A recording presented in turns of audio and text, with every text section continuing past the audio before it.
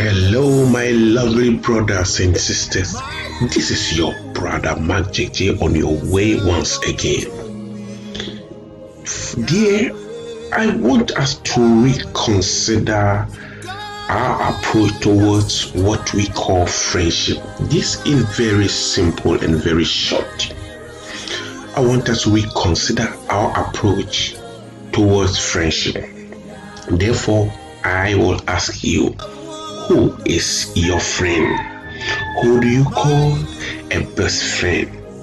Who is that guy, that brother, sister, cousin, church member, pastor, prophet, counselor, godfather, mother-in-law, brother-in-law, classmate, colleague at work you think is your best friend? Who is he? Friendship is reciprocal. Listen, my dear brother and sister. Friendship has the capability to make you and also unmake you. Maybe you've never considered this thing, that where you are now is as a result of the bad friendship you have associated yourself into. Where you are now is as a result of a very good friendship you had some time ago. So that tells you that friendship is something serious. It's a serious business that humanity needs to be careful. Why? Friendship is a reciprocal. Therefore, the mere fact that he or she said these things in your favor, or gave you that money or gift or smile to you, doesn't make him or her your best friend. Therefore, let us consider the meaning of a friend. A friend is one who understands you, and if even he doesn't, he tries to understand you. So the much emphasis is being laid on understanding each other. So the understanding should be there when we are talking about friendship. Therefore, I want us to consider 2 or 3 characteristics of a good friendship. Because my dear brother, when you find yourself in a wrong friendship, you are doomed forever. And that is exactly the thing I just don't want you to find yourself in. There should be loyalty as far as friendship is concerned. One has to be able to keep whatever transpires between the two. Another characteristic is being there for each other. You have to be there for each other in good time and in bad time. Another characteristic has to do with also the counseling or the conversation, what goes in there, what they talk about, how they approach issues, the communication skills. So under that, we can also find the counseling aspect of it. Once you are trying to be there for your friend, definitely some sort of communication has to go on. So when there's communication, then it means that some sort of counseling is also lurking around. And that is where my emphasis will be. What sort of counseling does he or she gives you? No, listen, everybody can give you a counseling. Everybody can give you some sort of advice, some sort of counseling. When one is in need, everybody can just do that. But there's something that we've never considered. Listen, Bible says that faith comes by hearing, and by hearing the word of God. So when you find yourself with somebody who is full of bad advices, somebody who is full of wrong counseling, my brother, my sister, you are doomed forever, because all your movement is sooner or later, everything that you do has to fall in line with whatever he or she is telling you. My brother, I want to give you a clear picture of what we call a bad counseling as far as friendships are concerned. Let us read something from the book of 2 Samuel 13 verse 1. This story has to do with a guy called Amnon who was killed by his half-brother Absalom as a result of bad counseling.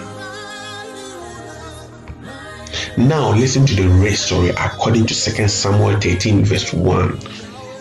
I would love to summarize it for time's sake. Maybe at your own leisure time, you can go through the story by yourself. It's actually a good story though. This story was about David, who had two sons with different mothers. One was called Amnon and another one was also called Absalom. And Absalom had a sister called Tamar. So from time to time, Amnon fell in love with Tamar, who happens to be his half sister. And according to the Bible, this guy fell in love with Tamar because Tamar was a virgin. And Bible says that this thing went ahead, this thing tormented this guy to the extent that he couldn't do anything. So one day, one of their cousins, whose name was Jonadab, paid him a visit. And whilst they were communicating, whilst they were chatting, whilst they were talking, Jonadab asked Amnon that, Amnon, I could see something, I could sense something that you are not of yourself. What is going on? Just tell me. I am your very good friend. And the Bible states it categorically clear that these two were very good friends. In fact, they have been very good friends from their childhood. So Jonadab asked him, and Amnon never shied away from what he was about to do. Therefore, Amnon opened up to Jonadab because they have been very good friends. He told him that, Jonadab, this is what I want to do. I want to sleep with my sister Tamar because she has been virgin. I just want to sleep with my own sister, my half sister Tamar. I want to sleep with my sister. And Jonadab said something. Jonadab said, oh, this is very simple. You shouldn't get yourself worked up as a result of this. This is very simple. You just pretend as if you are sick. The king will come and then visit you. When the king comes, just tell him that, Papa, I want my sister Tamar to come and then make cake for me because I want to eat something from her. And then because you are sick, the king will allow Tamar to come and then visit you. When Tamar comes, you can force your way out. You can sleep with her. So when David had visited Amnon, Amnon told David that, Papa, I'm sick and I want my half sister Tamar to come and then prepare a cake for me. So David granted that request. He sent for Tamar. When Tamar came, and whilst she was doing it, Amnon did exactly what he wanted to do with Tamar. Therefore, as a result of that, when he had finished that, he sacked her from his room because he has now achieved what he had wanted to do all this while. And Bible says that Tamar went straight to his brother Absalom's house, and then she told her everything that has happened. Absalom said something to Tamar that, my sister, don't worry. He happens to be your brother. Don't worry. not knowing that Absalom had this thing in mind, that he will repay Amnon whatever he has done to his sister Tamar. And as a result of that, to cut everything short, Absalom killed Amnon. Now, just listen to this particular story very well. Amnon wanted to do this thing, but he had no way to accomplish what his selfish desire was asking him to do. But because there was somebody who was ready to help him with that particular bad counseling, he was able to achieve that. So I am telling you, this is where I am laying my emphasis. We have to be very careful with that kind of counseling that we have been giving heed to. We have to be very careful with the kind of friends that will be moving along. Not just because he has been supporting you in everything means that he is your best friend. Be very careful with friendship, because if you are not careful, you will not be able to accomplish what you have in mind. Friendship, your friend today can determine who you will be tomorrow.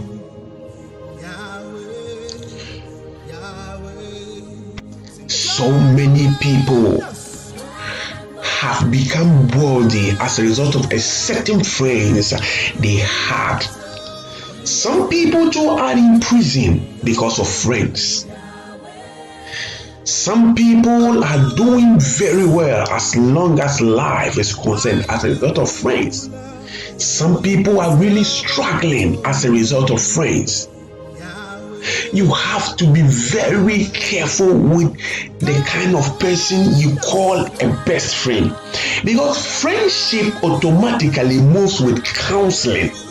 Friendship automatically comes with conversation. Friendship automatically comes with advice. But your friend, the kind of friend that you have, determines the kind of counseling or the kind of advice that comes along. You have to be very, very, very careful.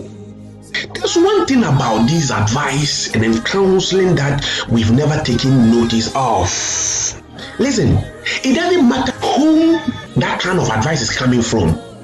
It could be your pastor, your prophet, your brother, your church member, whoever, your friend, whoever. But there is something called the motive behind the advice. That one is not visible. That one is unknown to you, the person who is receiving the counseling. Because every counselor will counsel you, or every person will give you an advice based upon his own experience. Let's say, for instance, if he had married and as a result of the marriage, things were not able to move like the way he had expected it, he will just advise you to shy away from marriage. But another school of thought will ask you to go and then marry, because everything that he has been as a result of the marriage that he has engaged himself into. My father once told me this, that son, be very careful with the kind of advice you've been giving heed to, because the one giving you the advice wouldn't be the one to bear the consequences. At the end of the day, he will advise you based upon his experience. But his experience might not be working for you. So anytime anybody gives you an advice, just treat it as tiger nuts being mixed with gravels. Get it right. Tiger nuts being mixed with gravels. Do you know why? Because you can't chew everything. Segregate them and then know which of them to choose. Whether you are to choose the gravels, you can use it for something you think you need the gravels for. If it is the tiger nut that you want, you can also choose it from that particular angle. But you can't, don't be the kind of person that will just accept anything that comes on your way. Because if you do that, you are likely to suffer these kind of consequences. Son, it's not like advice is not good, but be very careful with the kind of advice that you've been giving heed to.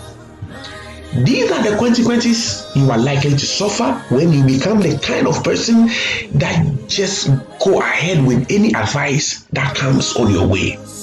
You will be the kind of person that will not be able to take control of your life.